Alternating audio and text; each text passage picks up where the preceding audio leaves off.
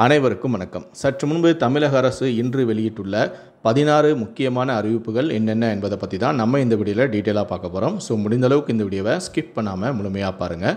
இந்த வீடியோக்குள்ளே போகிறதுக்கு முன்னாடி இந்த வீடியோக்கு ஒரு லைக் பட்டனை ப்ரெஸ் பண்ணிடுங்க.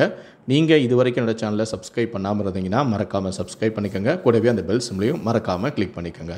சரி, வாங்க இப்போ நாம் வீடியோக்குள்ளே போகலாம். முதல் அறிவிப்பு: கரூரில் கூட்ட நெரிசலில் சிக்கி காயமடைந்த 110 பேரில் 51 நபர்கள் குணமடைந்தனர் என ஆட்சியர் அறிவித்துள்ளார்.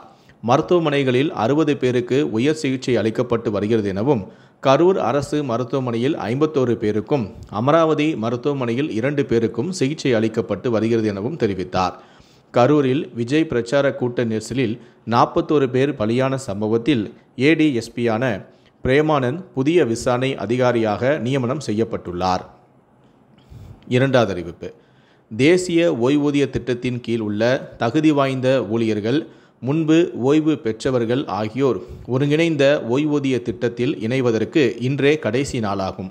தேசிய ஓய்வூதிய திட்டத்தில் இருக்கும் ஊழியர்கள் 2025 செப்டம்பர் 30 பிறகு ஒருங்கிணைந்த ஓய்வூதிய திட்டத்தை தேர்ந்தெடுக்க முடியாது.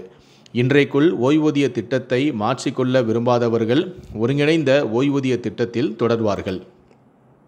மூன்றாவது அறிவிப்பு: இதர பிற்படுத்தப்பட்டோர், பொருளாதாரத்தில் பின்தங்கியவர்கள், சீர்மரபினர் ஆகிய பிரிவுகளை சேர்ந்த மாணவர்களுக்கு கல்வி உதவித்தொகை வழங்கும் வகையில் பிரதமரின் கல்வி உதவித்தொகை திட்டம் மத்திய அரசால் செயல்படுத்தப்படுகிறது. பிரதமரின் கல்வி உதவித்தொகை பெற scholarship.government.in என்ற இணையதளத்தில் இன்று 30 மாலைக்குள் விண்ணப்பிக்க வேண்டும் என தெரிவிக்கப்பட்டுள்ளது.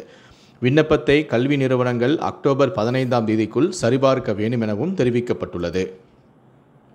நான்காவது அறிவிப்பு: ஆயுத பூஜை மற்றும் காலாண்டு விடுமுறையை முன்னிட்டு தெற்கு ரயில்வே 3 சிறப்பு ரயில்களை அறிவித்துள்ளது. சென்னை எழும்பூரிலிருந்து திருவனந்தபுரம் வடக்கு இடையே இன்று 30 சிறப்பு ரயில் இயக்கப்படுகிறது. இன்று இரவு 10:15 மணிக்கு சென்னை எழும்பூரிலிருந்து புறப்படும் இந்த சிறப்பு ரயிலானது மறுநாள் மதியம் 2:05 மணிக்கு திருவனந்தபுரம் வடக்கு ரயில் நிலையத்தை சென்றடைகிறது. மறுமார்க்கத்தில் இந்த சிறப்பு ரயிலானது திருவனந்தபுரம் வடக்கு ரயில் நிலையத்திலிருந்து அக்டோபர் 5 ஞாயிற்றுக்கிழமை மாலை 4:30 மணிக்கு புறப்பட்டு மறுநாள் காலை 10:30 மணிக்கு சென்னை எழும்பூர் ரயில் நிலையத்தை வந்தடைகிறது.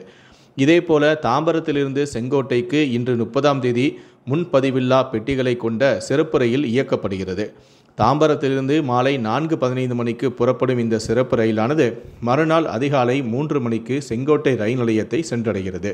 சென்னை எழும்பூரிலிருந்து இன்று 30 இரவு 11:45 மணிக்கு புறப்படும் இந்த சிறப்பு மெமோ ரயிலானது மறுநாள் காலை 10:15 மணிக்கு மதுரையை சென்றடையும். ஐந்தாவது அறிவிப்பு: மேற்கு விதர்பா மற்றும் அதனை ஒட்டிய வடக்கு மத்திய மகாராஷ்டிரா பகுதிகளில் ஆழ்ந்த காற்றழுத்த தாழ்வு பகுதி நிலவுகிறது. இதனால் இன்று காற்றழுத்த தாழ்வு பகுதியாக வலுவிழக்கூடும் எனவும், தென்னிந்திய பகுதிகளின் மேல் ஒரு வளிமண்டல கீழக்கு சுழற்சி நிலவுகிறது எனவும், இதன் காரணமாக தமிழகத்தில் இன்று லேசான முதல் மிதமான மழை பெய்யக்கூடும் எனவும், பலத்த தரைக்காற்றானது மணிக்கு 30 முதல் 40 கிலோமீட்டர் வேகத்தில் வீசக்கூடும். தமிழகத்தில் இன்று முதல் அக்டோபர் 4 வரை ஓரிரு இடங்களில் மழை பெய்ய வாய்ப்புள்ளதாகவும் சென்னை வானிலை ஆய்வு மையம் தெரிவித்துள்ளது. ஆறாவது அறிவிப்பு: கூட்ட நெரிசலில் 25 பேர் மூச்சு திணறி பலியானதாக உடற்கூறு ஆய்வறிக்கையில் கூறப்பட்டுள்ளதாக தகவல்கள் வெளியாகியுள்ளன. உயிரிழந்தவர்கள் கடைசி 2-3 நிமிடங்களில் மூச்சுவிட முடியாத நிலை ஏற்பட்டதாலேயே 25 பேர் பலியானதாக தகவல்கள் தெரிவிக்கின்றன. 10க்கும் மேற்பட்டோருக்கு விலா எலும்புகள் உடைந்து உள்ளுறுப்புகளில் பாதிப்பு ஏற்பட்டு உயிரிழந்ததாகவும் கூறப்படுகிறது. ஏழாவது அறிவிப்பு: இரவிலும் பிரேத பரிசோதனை செய்யலாம், தமிழ்நாடு அரசின் உண்மை சரிபார்ப்பகம் விளக்கம்.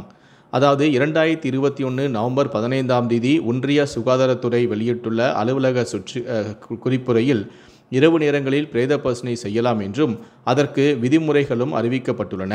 இதற்காக மருத்துவமனையில் பிரேத பரிசோதனை செய்வதற்கான கட்டமைப்பு வசதிகள் இருந்தால் போதுமானது என்றும் அந்த குறிப்பில் தெரிவிக்கப்பட்டுள்ளது. சட்ட ஒழுங்கு பிரச்சினை ஏற்படும் நிலையிலும் இரவு நேரத்தில் பிரேத பரிசோதனை செய்யலாம் என்றும் குறிப்பிடப்பட்டுள்ளது. ஆனால் இரவு நேரத்தில் பிரேத பரிசோதனை செய்ய முடியாது என்று சமூக வலைத்தளங்களில் தவறான தகவல் பரப்பப்படுகிறது. எட்டாவது அறிவிப்பு: IAS அதிகாரிகள் 3 பேரை இடமாற்றம் செய்து தமிழ்நாடு அரசு உத்தரவிட்டுள்ளது. தமிழ்நாடு நுகர்பொருள் வாணிபக் கழக நிர்வாக இயக்குநராக அண்ணாதுரை நியமனம் செய்யப்பட்டார். பால் உற்பத்தி மற்றும் பால் மேம்பாட்டு ஆணையரகத்தின் ஆணையராக ஜான் லூயிஸ் நியமனம் செய்யப்பட்டுள்ளார். சென்னை மாநகராட்சி இணை ஆணையராக கற்பகம் நியமிக்கப்பட்டுள்ளார். 9வது அறிவிப்பு. மாநில அளவிலான முதலமைச்சர் கோப்பை 2025 போட்டிக்கான முன்பதிவு தொடக்கம் செய்யப்பட்டுள்ளது. அதாவது இவ்வாண்டு நடைபெறும் போட்டிகளில் முதல் முறையாக ஸ்போர்ட்ஸ் விளையாட்டு சேர்க்கப்பட்டுள்ளது. தற்போது இந்த போட்டிக்கான முன்பதிவு cmtrophy.stat.in என்ற இணையதளத்தில் நடைபெற்று வருகிறது. அக்டோபர் 2ஆம் தேதி முதல் 14ஆம் தேதி வரை அட்டவணைப்படி போட்டிகளும் நடைபெறும். 10வது அறிவிப்பு.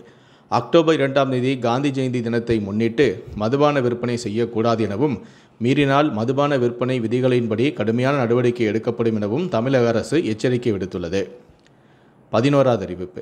தமிழ்நாட்டிலிருந்து ஹஜ் யாத்திரை செல்வோருக்கான தேதிகள் அறிவிக்கப்பட்டுள்ளன.